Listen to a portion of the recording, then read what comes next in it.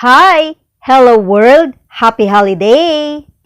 To Kevin post, he captioned it with, "Life is made up of meaningful moments, both big and small, in the midst of our busy lives. It's easy to forget to appreciate the beauty of these moments."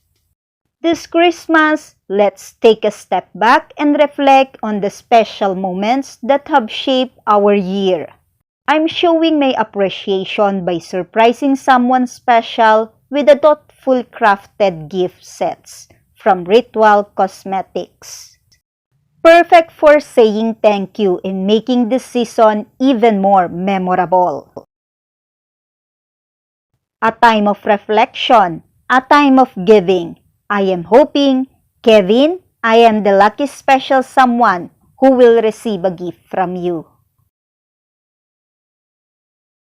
Lovely day everyone! Always like, comment, share, and subscribe on my channel. Thank you!